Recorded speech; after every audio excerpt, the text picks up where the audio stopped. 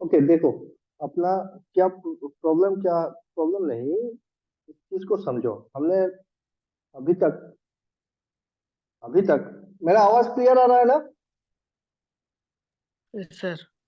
Okay, तो अभी तक हमने रेजिस्टेंस और इंडक्टेंस देखे हैं, है ना? रेजिस्टेंस और इंडक्टेंस देखे हैं, इंडक्टेंस बोल रहा हूँ, कंडक्टेंस। रेजिस्टेंस क्या है? बाधा है। R is equal to rho L by A, ये होता है उसका रेजिस्टेंस का फॉर्मूला। ठीक। कंडक्टेंस क्या होता है? G is equal to sigma A by L. Resistance का उल्टा होता है अपना कंडक्टेंस। ठीक।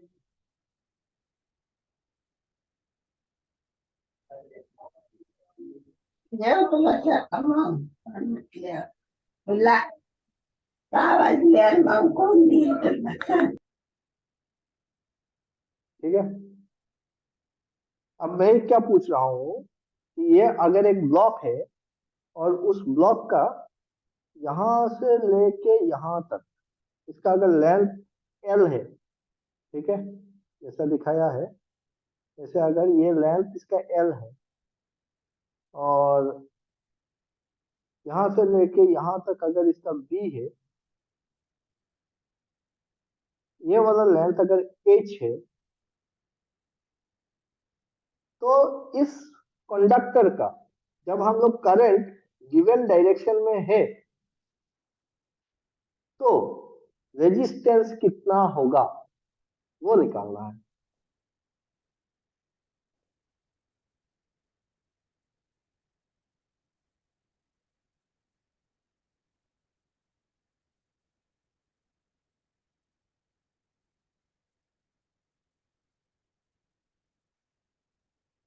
कितना होगा रेजिस्टेंस?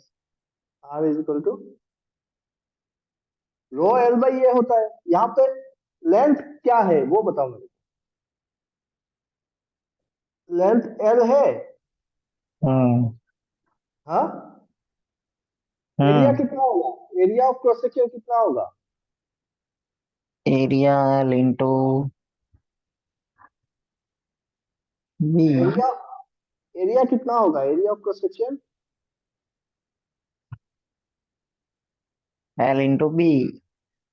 L into B. नहीं तो पाया स्क्वेयर। अरे यहाँ पे पाई आर स्क्वायर कहाँ से आएगा? नहीं ये सॉरी। एल क्यूबॉइडल है, क्यूबॉइडल शेप है ना। हाँ हाँ, एल इंटू बी आएगा। तो यहाँ से लेके यहाँ तक है मेरा एल, हम्म। यहाँ से लेके यहाँ तक है बी, तो इसका एरिया कितना होगा? L into B.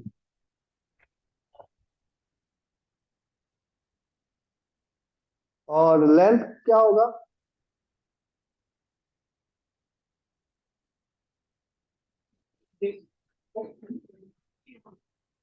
लेंथ क्या होगा?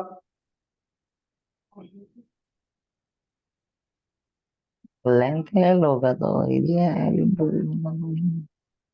नहीं होगा, वही तो बता रहा हूं।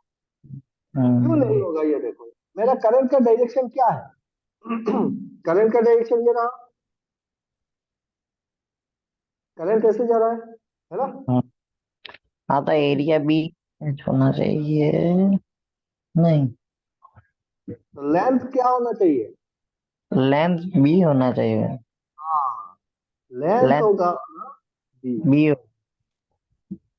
लेंथ होगा बी। कि करंट जितना यहां से लेके यहां तक नेक्स्ट सरफेस, यहां तक का डिस्टेंस मेटल के अंदर से जा रहा है, लेंथ।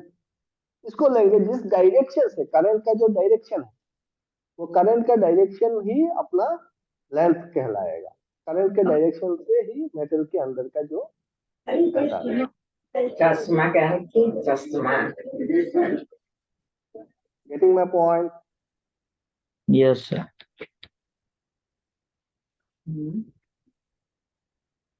ओके, तो लेंथ अगर मेरा बी है तो इसका एरिया ऑफ क्रॉस सेक्शन क्या पकड़ते हैं? हमारा जो ये है R is equal to rho L by A है। लेंथ तो मिल गया। लेंथ क्या होता है कि करंट के डायरेक्शन पे जो मेटल का एरिया आ रहा है उसका जो लेंथ है ना वो होता है हमारा लेंथ। ठीक। एरिया क्या है? Area of cross section. जिधर जिस प्लेन पे करंट पास कर रहा है, जिस डायरेक्शन पे करंट पास कर रहा है उसके परपेंडिकुलर में काटो।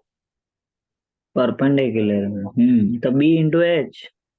हाँ, तो नहीं, ऐसे भी इंटू एच होगा। नहीं सॉरी, एल इंटू एच, दोनों साइड से परपेंडिकुलर है ना। तो परपेंडिकुलर प्लेन मतलब ये वाला प्लेन है ना।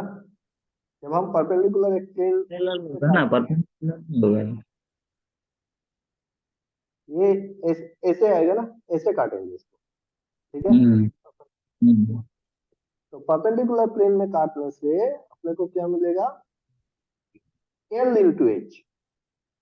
ये एरिया हो गया, यहाँ से हम्म। लेके यहाँ तक और यहाँ से लेके यहाँ तक, ये वाला, ये एरिया मिल रहा है अपने को। M I clear?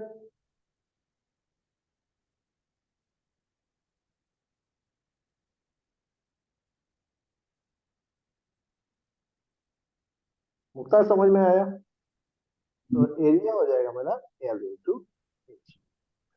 ये गलती करता है कि डायरेक्टली एल दिखा तो इसी को लेंथ पकड़ लिया। नहीं नहीं। तो लेंथ कैसे लेंगे?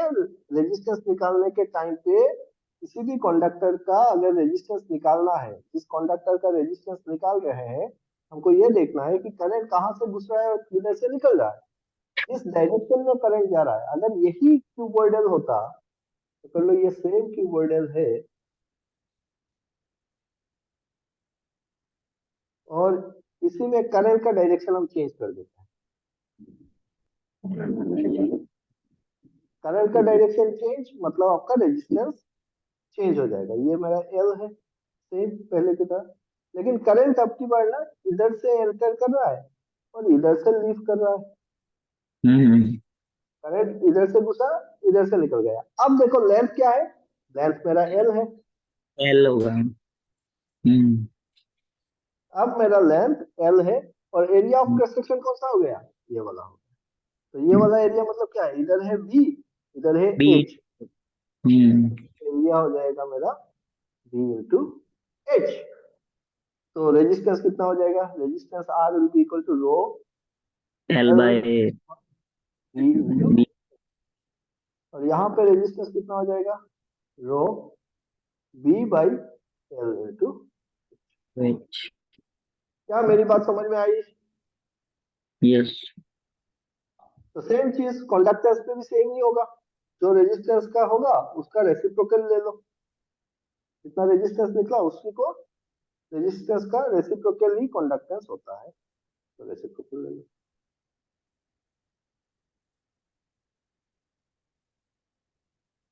क्लियर हो गया?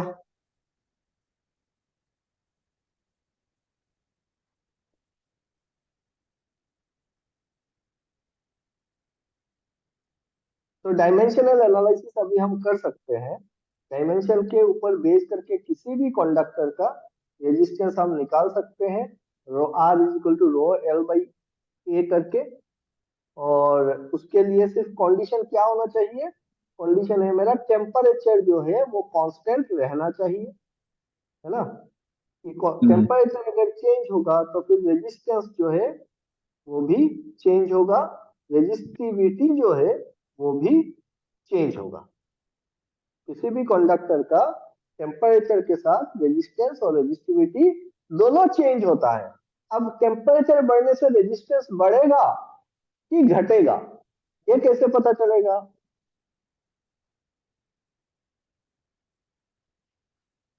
टेम्परेचर बढ़ने से रेजिस्टेंस बढ़ेगा, प्रोपोर्शनली है। टेम्परेचर बढ़ने से रेजिस्टेंस बढ़ेगा। हम्म पकड़ लो, पकड़ लो, सिलिकॉन है, सेमीकंडक्टर। हम्म। तो टेम्परेचर बढ़ने से रेजिस्टेंस बढ़ेगा कि घटेगा? घटेगा। तो रेजिस्टेंस घटेगा। हम्म। पकड़ लो, कॉपर है, हाँ। कॉपर है, कॉपर। हम्म। तो टेम्परेचर बढ़ने से रेजिस्टेंस क्या होगा?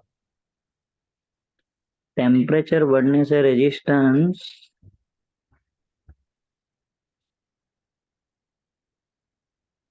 ऊपर में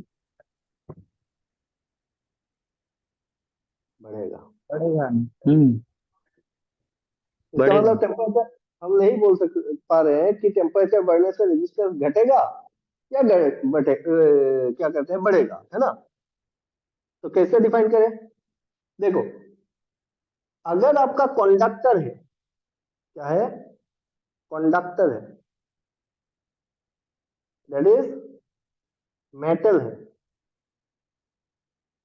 मेटेलिक कंडक्टर, मेटल अगर होगा तो टेम्परेचर जो है वो बढ़ने से रेजिस्टेंस बढ़ेगा। ठीक है। अगर नॉन मेटल है या फिर सेमीकंडक्टर मटेरियल है, मतलब मेटालॉयड या फिर non metal, okay, semiconductor, semiconductor होगा, इंसुलेटर होगा, या फिर इलेक्ट्रोलाइट होगा,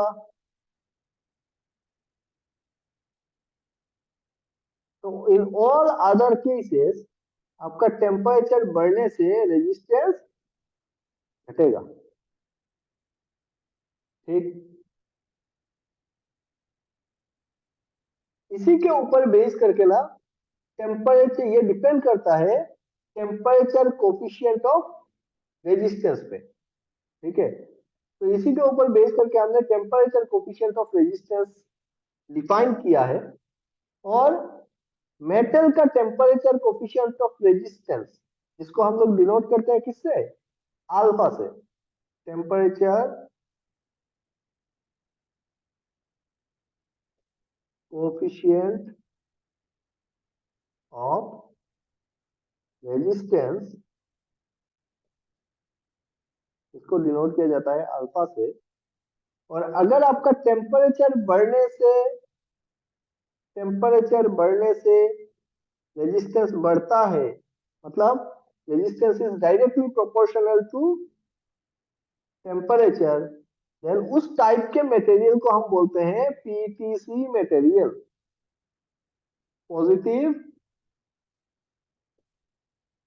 टेम्परेचर कोफिशिएंट मटेरियल। और ये कौन कौन टाइप के मटेरियल है? All metallic conductors hmm and their alloys. तो मेटल और मेटल का एलॉय जो होता है, उसमें टेम्परेचर बढ़ने से रेजिस्टेंस बढ़ता है। तो माझं जे जिसका टेम्परेचर बढ़ने से अगर रेजिस्टेंस घटे, मतलब resistance is inversely proportional to temperature, उस टाइप के मटेरियल को हम बोलते हैं एनटीसी मटेरियल, मतलब negative negative temperature temperature coefficient. ठीक। और कुछ एलॉय है, जो एलॉय हमने डेवलप किया है कि टेम्परेचर के बढ़ने से या घटने से रेजिस्टेंस को कोई फर्क नहीं पड़ता है या फिर बहुत कम फर्क पड़ता है। टेम्परेचर के बढ़ने से या घटने से रेजिस्टेंस चेंज नहीं होता है, उस टाइप के मटेरियल को हम बोलते हैं जेडटीसी मटेरियल। ठीक। Zero temperature conductor temperature coefficient material. और ये कौन से मटेरियल होते हैं, ये तो हमको समझ में आ गया भाई कि जो पीटीसी मटेरियल है वो होते हैं हमारे metallic conductors and their alloys. NTC material है वो होते हैं हमारे सेमीकंडक्टर, इंसुलेटर, इलेक्ट्रोलाइट, ये सारे बाकी सारे चीजें एनटीसी मटेरियल में आते हैं। तो जेडटीसी मटेरियल क्या है? ये है eureka, manganese and constantan. Eureka, manganese and constantan. ये 3 एलॉय है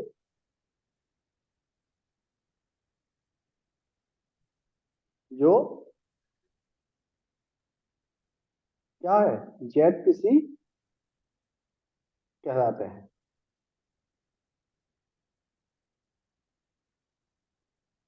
समझ में आया?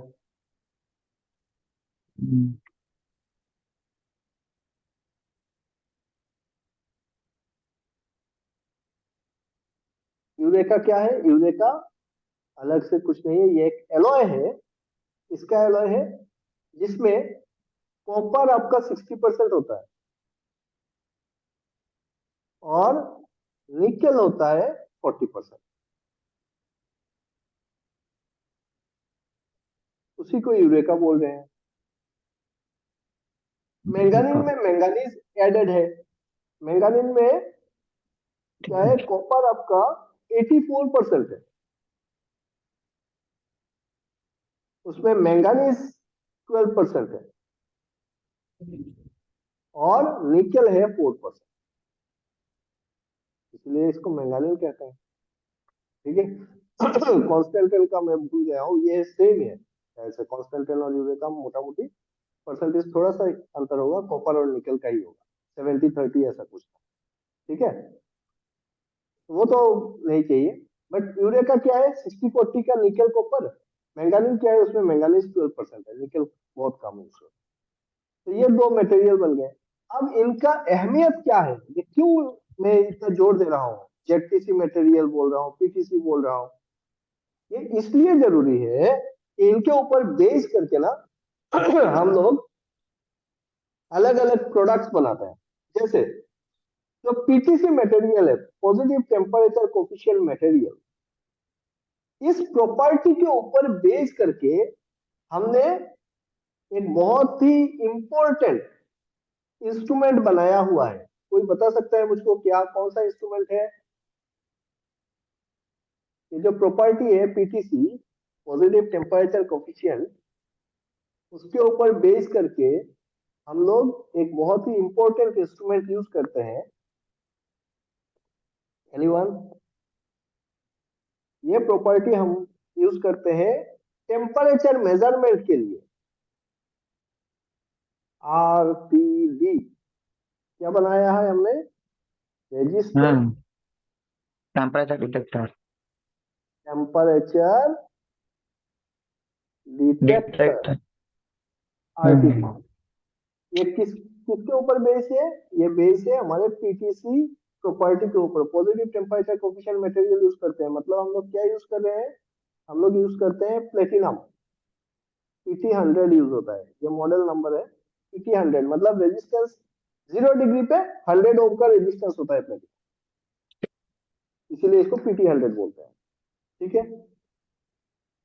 तो ये एक RTD एक इंस्ट्रूमेंट है जो हम लोग मोस्ट ऑफ द इंडस्ट्री में यूज कर रहे हैं टेम्परेचर मेजरमेंट के लिए।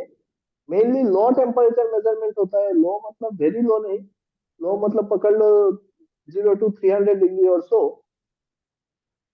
तो हम लोग RTD प्रेफर करते हैं। ठीक है, 300-350 डिग्री का टेम्परेचर पे RTD प्रेफरेबल है। क्या मेरी बात समझ में आ रही है? तो ये याद रखना कि टेम्परेचर के वेरिएशन से रेजिस्टेंस का क्या वेरिएशन होता है। बहुत सिंपल सी बात है, इसको रट्टा मारने की जरूरत नहीं है, इसको समझ लो कि क्यों होता है। देखो रेजिस्टेंस क्यों आता है, क्योंकि मेटल का अंदर में क्या है, फ्री इलेक्ट्रॉन्स है। मेटल के अंदर में क्या है, फ्री इलेक्ट्रॉन्स है। अब फ्री इलेक्ट्रॉन्स है तो जब करंट पास होता है, करंट पास होने का मतलब होता है कि इलेक्ट्रॉन का पास होना। अब इलेक्ट्रॉन का जब इलेक्ट्रॉन पास करने का मतलब क्या है कि ये इलेक्ट्रॉन इधर उधर वाइब्रेट कर रहा है। एग्जैक्टली वो पास होना है ऐसा नहीं है कि इधर से चला और वही इलेक्ट्रॉन ऐसे घूम रहा है। इलेक्ट्रॉन क्या करता है, अपनी जगह पे ही वाइब्रेट करता है। इसको क्यों हम फ्री इलेक्ट्रॉन बोलते हैं, क्योंकि ये अपने न्यूक्लियस के इंफ्लुएंस से बाहर आ गया है।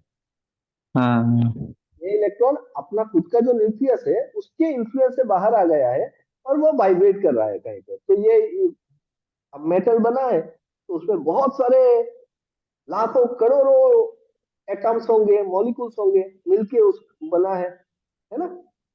हाँ। लाखों करोड़ों इस टाइप का एटम्स लग के बना है। अब वो एटम जो है उसने क्या किया, अपना इलेक्ट्रॉन लूज कर दिया। लूज किया तो वो बन गया positive ion. Electron negative charge होता है। जब हम्म। इलेक्ट्रॉन निकल के आ गया तो फिर वो जो एटम है मेरा, वो एटम क्या बन गया? वो बन गया पॉजिटिव आयन। हम्म।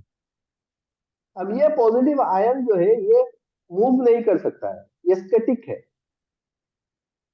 मेटल के अंदर में ये स्टैटिक पोजीशन पे ऐसे टाइटली पैक्ड होके बैठा हुआ है।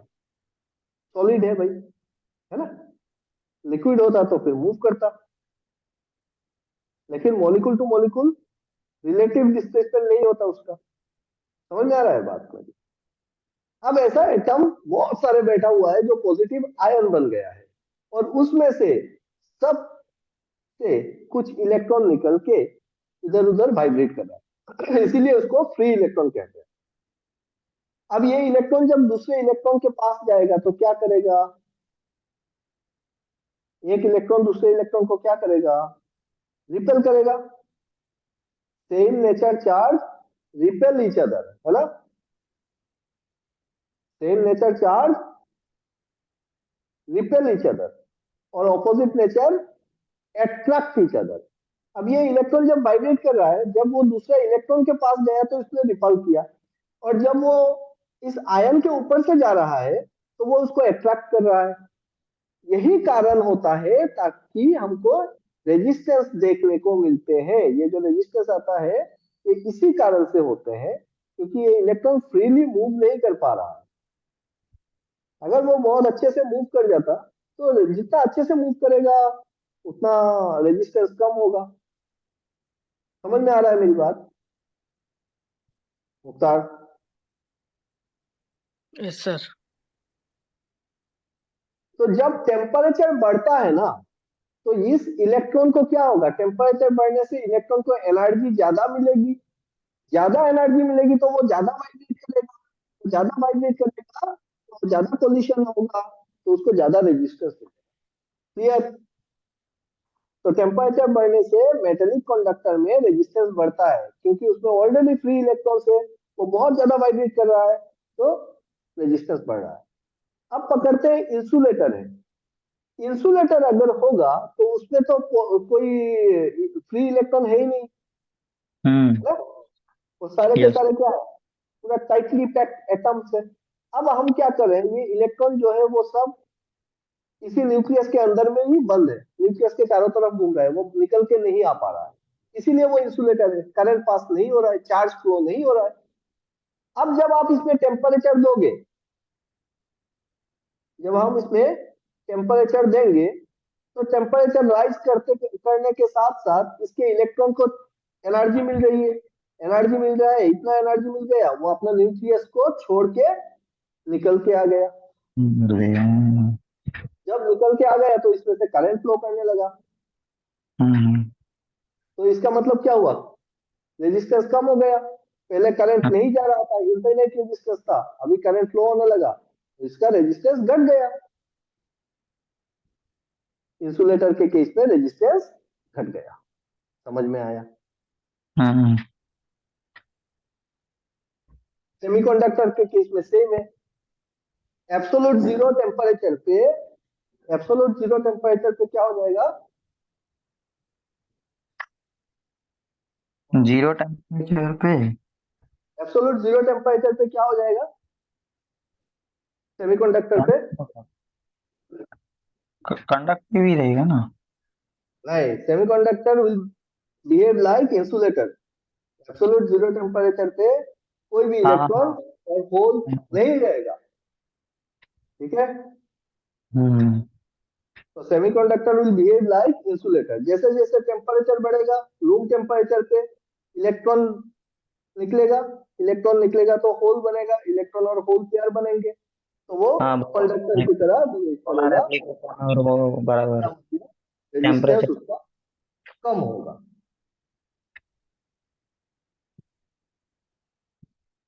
क्या मेरी बात क्लियर है? तो टेम्परेचर बढ़ने से मेटेलिक कंडक्टर का रेजिस्टेंस बढ़ता है, इंसुलेटर हो गया, सेमीकंडक्टर हो गया, इलेक्ट्रोलाइट हो गया, क्या होता है? रेजिस्टेंस घट जाता है। Okay everyone? ओके। गुड। अभी एक बात बताओ मेरे को, पकड़ लो, पकड़ लो, 600 कोलम का चार्ज कूलम। फ्लो हो रहा है। 600 coulomb charge is flowing through a cross sectional area, और उसको फ्लो होने में 30 सेकंड का टाइम लग गया। तो करंट कितना फ्लो हुआ? करंट कितना होगा? I is equal to Q by T। हाँ, I is equal to Q by T। 600 coulomb है by 30। 2 एम्पियर। 22 एम्पियर। एम्पियर। नहीं, 20। 600 बाई 30 बोल रहे हो तो हाँ, 50 कैसे? 20 एम्पियर, सॉरी। तो 20 एम्पियर का करंट फ्लो हो रहा है ना? Very good. मतलब हमको ये पता है कि करंट जो होता है it I is is equal to dq by dt। Rate of flow of charge तरीके से। तो rate of flow of charge अगर है तो ये चार्ज जो है ना, ये चार्ज जब हम मैं बोल रहा हूँ, ये चार्ज कैरियर कौन है? कौन कैरी करता है चार्ज को? चार्ज को कैरी कंडक्टर करता है। कंडक्टर तो मीडियम है। मीडियम है, सॉरी। कैरी चार्ज मतलब। कैरियर, चार्ज को कौन, चार्ज फ्लो हो रहा है ना, आप बोल रहे हो डीक्यू डीटी, मतलब rate of flow of charge particles. हाँ हाँ हाँ। Rate of flow of charge particles जब बोल रहे हो D hmm. Q D T, dq by dt। तो इसका मतलब चार्ज फ्लो हो रहा है। चार्ज फ्लो हो रहा है तो कोई तो लेके जा रहा होगा, तो चार्ज कैरियर कौन है? हम्म। ये फ्री इलेक्ट्रॉन्स है, यही तो चार्ज को कैरी करके ले जा रहा है ना, इसी में तो चार्ज है। बराबर।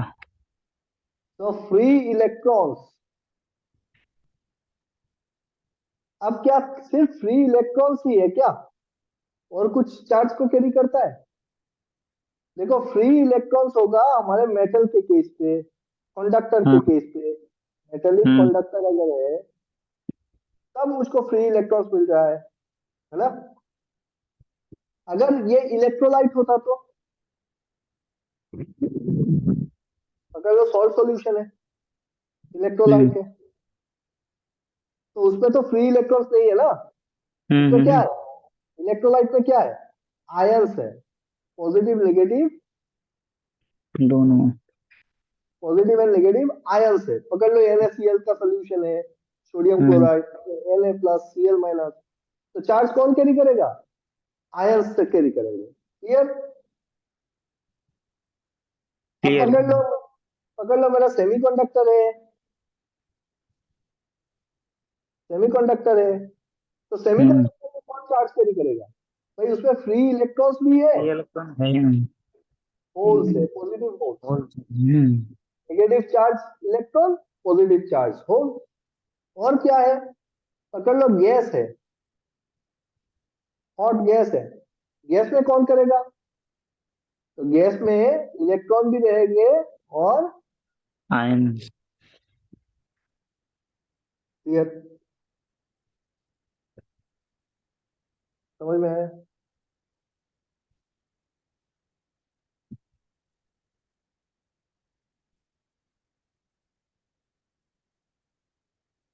काय भाई, मम्मी कुठं गेली?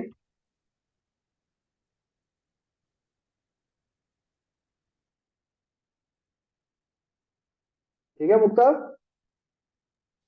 मयूर? ओके। तो ये इस चीज को थोड़ा सा ध्यान में रख के चलो कि क्या क्या होता है, रेजिस्टेंस क्या होता है, कंडक्टेंस क्या होता है, रेजिस्टिविटी क्या होता है, कंडक्टिविटी क्या होता है, उनकी यूनिट क्या होते हैं, टेम्परेचर के बढ़ने से और घटने से रेजिस्टेंस कैसे चेंज होता है। तो टेम्परेचर के साथ अगर रेजिस्टेंस का जो चेंजेस होगा, कंडक्टेंस का उसका उल्टा चेंज होगा। ठीक है, जैसे टेम्परेचर बढ़ने से कंडक्टेंस बढ़ेगा मेटल का, कहाँ गया मेटल, हाँ सॉरी, कंडक्टेंस बढ़ने से टेम्परेचर बढ़ने से मेटल पीटीसी में क्या हो जाएगा, कंडक्टेंस घटेगा।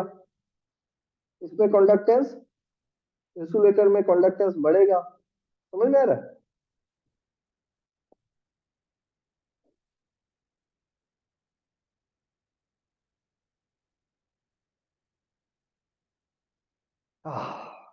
M I clear?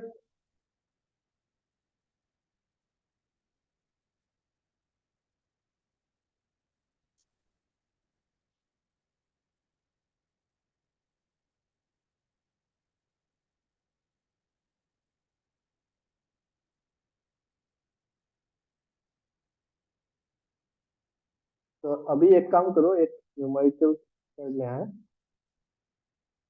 एक कंडक्टर है, ये मेरा कंडक्टर है, और इस कंडक्टर को, इसका लेंथ है एल, एरिया है ऑफ क्रॉस सेक्शन है ए। इस कंडक्टर को हमने आधा कर दिया है, इट इज अंडर प्रेशर, इसको हमने दबाया है और इसको हाफ कर दिया है। ठीक है,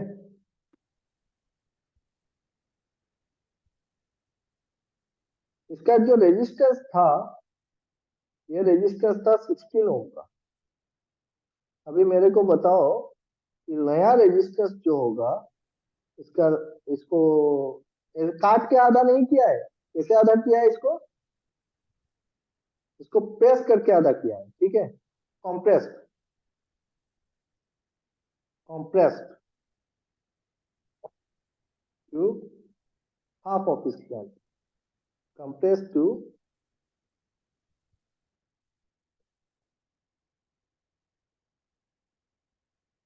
इस कंडक्टर को दबा के हमने आधा कर दिया। तो मेरा नया रेजिस्टेंस जो है वो कितना आएगा, कैलकुलेट करके बताओ जल्दी से। 16 ओम इसका रेजिस्टेंस है।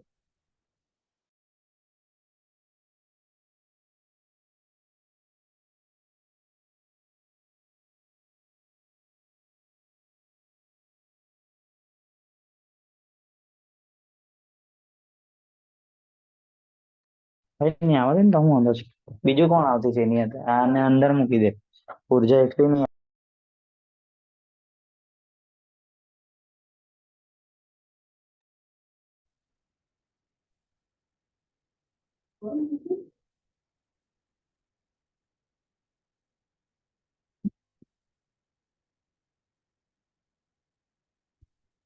हेलो. हाँ, कितना निकला रेजिस्टेंस? रेजिस्टेंस सेम ही रहेगा ना. कैसे सेम रहेगा? हमने एक मेटल, हमने एक कंडक्टर लिया, उस कंडक्टर हाँ. को कॉम्प्रेस कर दिया, कॉम्प्रेस करके उसका आधा कर दिया लेंथ। ठीक है, कंप्रेस किया है खाली. हाँ कॉम्प्रेस इधर से दबाए ना, दबा के इसको क्या कर दिया, आधा कर दिया इसको। जब हमने आधा. आधा कर दिया, compress to half its of its length, उसका पहले का रेजिस्टेंस था 16 ओम, अभी कितना होगा नया जब कंप्रेस होने के बाद? भाई जब डायमेंशन चेंज होता है तो रेजिस्टेंस हाँ, चेंज होगा कि नहीं चेंज होगा? होगा. R is dimension equal change, to बराबर हाफ किया है तो R equal to rho L by A, लकी कितना होगा? लेंथ अभी आधा ही हो जाएगा ना. हाँ, तो रेजिस्टेंस क्या होगा? L/2. तो रेजिस्टेंस कितना हो जाएगा? एल कितना बाई टाइम था? Two L by two whole square means के 2 मिनट सर। करो करो। एल बाई पेन है पेन।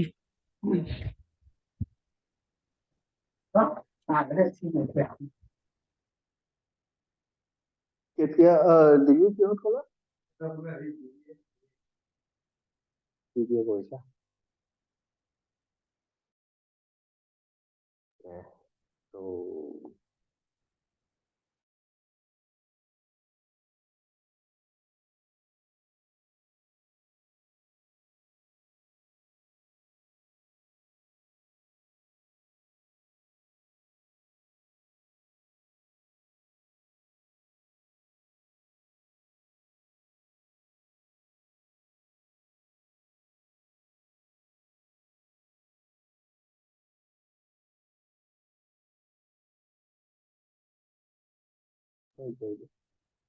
हाँ भाई हो गया।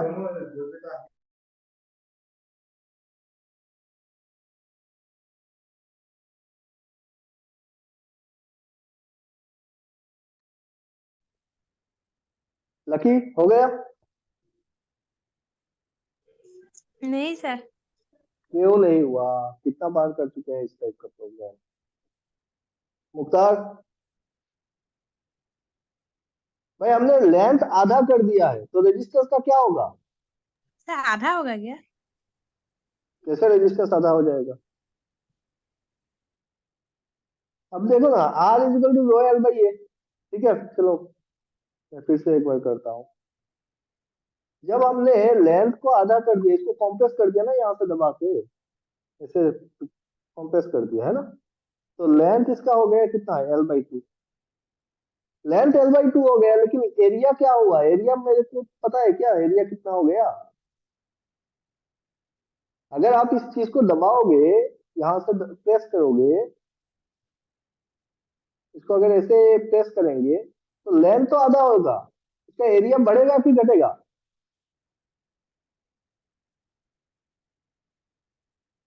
जब आप इसको दबाओगे, किसी भी एक चीज को लंबा है उसको जब हम प्रेस कर रहे हैं, तो उसका लेंथ घट रहा है, लेकिन एरिया बढ़ेगा कि घटेगा? सर बढ़ेगा। बढ़ेगा। क्यों बढ़ेगा? क्योंकि हम कंप्रेस कर रहे हैं ना इसको, तो उसका वॉल्यूम जो है, वो वॉल्यूम क्या है? कांस्टेंट है।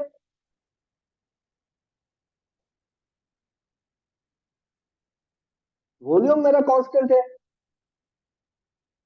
यही तार का टुकड़ा है ना, उसका वॉल्यूम तो चेंज नहीं कर रहे हो ना आप। Are you getting my point? तो वॉल्यूम अगर कांस्टेंट है, volume is equal to what? Volume equal to length into area. तो L1 A1 will be equal to L2 A2। होगा कि नहीं होगा? होगा सर। वॉल्यूम का मतलब क्या होता है? लेंथ इनटू एरिया होता है ना वॉल्यूम।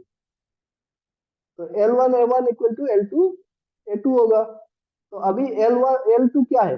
L2 हमने आधा कर दिया है। नया लेंथ कितना हो गया? L2 is equal to L1 by 2। ये हो गया ना नया लेंथ, L1 बाई 2 आधा हो गया। तो A2 क्या होगा? A2 will be equal to, ये इधर आ जाएगा, L1 A1 divided by L2। और L2 क्या हो गया है? L1 A1 तो रख, L2 हो गया मेरा L1 बाई 2। तो ये 2 आ जाएगा ऊपर, और L1 L1 कट गया, तो 2 इंटू A1। इसका मतलब क्या हुआ? A2 is equal to 2 into A1। हुआ कि नहीं हुआ?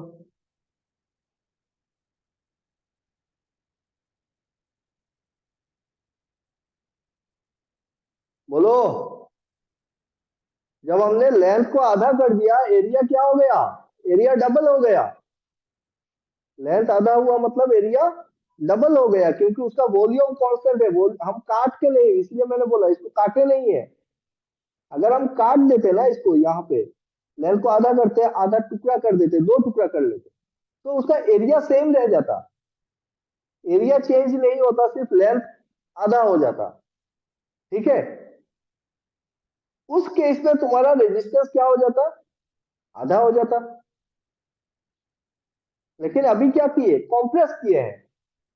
कॉम्प्रेस करने से वॉल्यूम सेम रह गया, और जब वॉल्यूम मेरा सेम है तो लेंथ आधा होने से एरिया जो है वो डबल हो जाएगा। L1 A1 is equal to A2 L2। अब समझ में आया? तो नया रेजिस्टेंस कितना होगा, नया रेजिस्टेंस हो जाएगा R2 is equal to rho L2 by A2। Rho तो सेम है, मटेरियल चेंज नहीं हुआ है। L2 को L1 के टर्म्स पे लिख लेते हैं, L1 बाई 2। A2 को A1 के टर्म्स पे लिख लेते हैं, 2 इंटू A1। तो ये दो जो है वो नीचे आएगा, ये वाला नीचे आ जाएगा, तो ये हो जाएगा 1/4 रो L1 बाई A1। और रो L1 बाई A1 क्या है, ये है मेरा R1। तो R2 is equal to 1/4 R1। हुआ कि नहीं हुआ, बोलो? तो नया रेजिस्टेंस क्या हो गया, 4 गुना कम हो गया। लेंथ आधा, एरिया डबल। तो एरिया बढ़ने से रेजिस्टेंस क्या होता है, कम होता है। लेंथ कम होने से रेजिस्टेंस क्या होता है, लेंथ कम होने से रेजिस्टेंस क्या होता है, लेंथ कम कम, होता है। रेजिस्टेंस कम होता है। तो यहाँ पे देखो, लेंथ आधा हो गया, एरिया डबल हो गया, तो रेजिस्टेंस 4 गुना कम हो गया। तो पुराना रेजिस्टेंस कितना था, 16 ओम। तो नया रेजिस्टेंस कितना होगा, 4 ओम। तो वही मटेरियल, वही वॉल्यूम का, हमने इसका डायमेंशन चेंज कर दिया, इसको कॉम्प्रेस कर दिया, तो रेजिस्टेंस जो है 16 ओम से 4 ओम हो गया।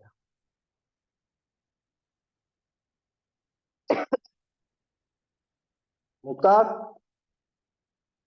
सर। समझ में आया? हाँ सर। चलो और एक प्रॉब्लम करते हैं उसी टाइप का। पकड़ लो, वही सेम कंडक्टर में लेता हूँ, सेम वाला कंडक्टर।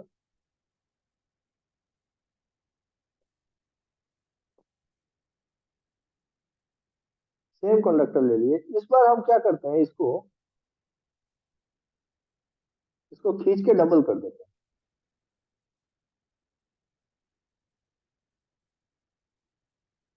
पहले कॉम्प्रेस किया था ना, अभी हम इसको खींचेंगे पकड़ के। तो खींच के क्या करेंगे, इसको डबल कर दे रहे हैं।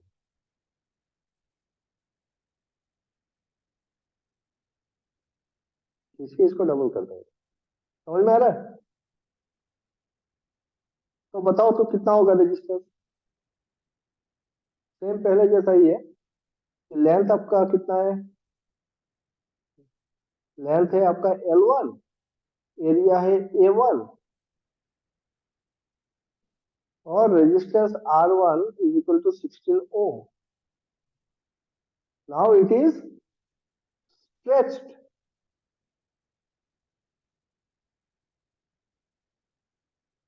To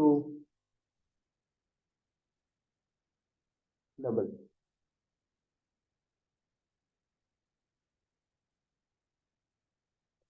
hello. 32। R new is equal to 1। हाँ, कितना होगा Mayur? 32 ohm. 32। Anybody else? 32 is the wrong answer. Wrong answer. तो वॉल्यूम सेम ही रहना है, रखना है ना। वॉल्यूम अगर सेम रहेगा भाई मेरे, इधर देख, वॉल्यूम सेम है। तो L1 A1 is equal to L2 A2 है। जब मेरा वॉल्यूम सेम है तो एरिया क्या हो गया, A2 is equal to L1 A1 divided by L2 हो गया, क्या and गलत L1 A1 ये है ना L1 A1 और लेंथ अभी क्या हो गया, L2 इक्वल टू कितना हो गया, डबल हो गया, डबल इस लेंथ हो गया, इसके हमने डबल कर दिया है ना, तो 2L1 हो गया, यहां से L1 कट गया, तो एरिया क्या हो गया, आधा हो गया, A1/2। क्या मिला मेरे को, लेंथ डबल हो गया, एरिया आधा हो गया, ठीक। तो R2 क्या है, R2 हो गया मेरा नया रेजिस्टेंस, कितना होना चाहिए, rho L2/A2 is equal to rho L2, अभी L1 के टर्म्स पे कितना हो जाएगा, 2L1, A2 कितना हो जाएगा, A1/2, तो कितना हो गया, ये 2 ऊपर जाएगा, तो ये हो जाएगा 4 रो L1 A1, तो 4 इंटू रो L1 A1 मतलब R1, R1 का वैल्यू कितना था, 16 ओम, कितना हो गया, मतलब मैं अगर किसी एक कंडक्टर को कंप्रेस करके उसको आधा कर देता हूं, वॉल्यूम सेम रहेगा, कंप्रेस करके आधा करता हूं, तो रेजिस्टेंस क्या हो रहा है, 4 गुना कम हो जा रहा है, और अगर उसको स्ट्रेच करके डबल कर देता हूं उसका लेंथ, तो रेजिस्टेंस क्या हो रहा है, 4 4 टाइम्स गुना 4 गुना बढ़ जा रहा है। तो हमारा थ्योरम तो यही कहता है ना कि R is directly proportional to length, inversely proportional to area. 1/। समझ में आया कि जब मैं लेंथ को बढ़ा रहा हूं तो एरिया मेरा क्या हो जा रहा है, एरिया घट जा रहा है, तो लेंथ बढ़ने से डबल होता रेजिस्टेंस, और एरिया के घटने से और डबल हो गया, तो 4 गुना हो गया, 4 गुना बढ़ गया। सिमिलरली जब मैंने लेंथ को घटाया, जब मैंने लेंथ को कम कर दिया, तो एरिया उसका बढ़ गया, लेंथ कम होने से रेजिस्टेंस कम हो गया, एरिया के बढ़ने से और कम हो गया, तो इसके वजह से 2, इसके वजह से 2, तो 4 गुना कम हो गया। ओके। समझ में आया मेरा बात, यस सर। एकदम सिंपल कॉन्सेप्ट है, लेकिन 90% electrical engineer, electronic engineer, instrument engineer इसी में फेल कर जाते हैं। डायमेंशन से रेजिस्टेंस को निकालना है, अब कोई भी चीज हो सकता है, ये हमने रेक्टेंगुलर क्यूबॉइडल लिया था, तो एरिया लेंथ इंटू ब्रेथ कर रहे थे, अगर वो नॉर्मली तो क्यूबॉइडल होगा नहीं, नॉर्मल शेप क्या होता है केबल का, केबल का शेप होता है सर्कुलर, सर्कुलर एरिया होगा, सर्कुलर एरिया होने से पाई आर इसका एरिया स्क्वायर। कितना होता है, पाई आर स्क्वायर, आर इसका अगर रेडियस है तो ये हो पाई जाएगा R pi R square, pi R square. Area हो जाएगा पाई आर स्क्वायर, या फिर मैं बोल सकता हूँ pi D square by by 2 4 sorry. नहीं 4, हाँ पाई डी हाँ। स्क्वायर बाई, ठीक।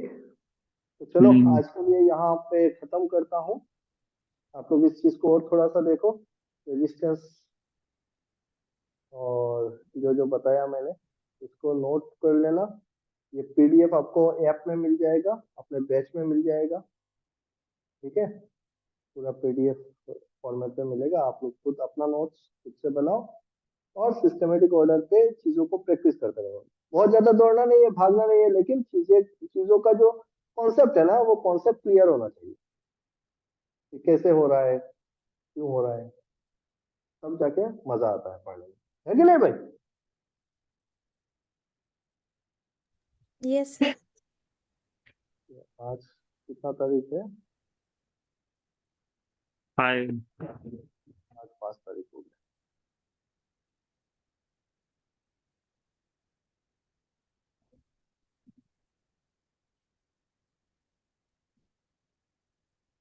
चलो बाय बाय, 7:30 बजे मिलते हैं। Okay sir, bye.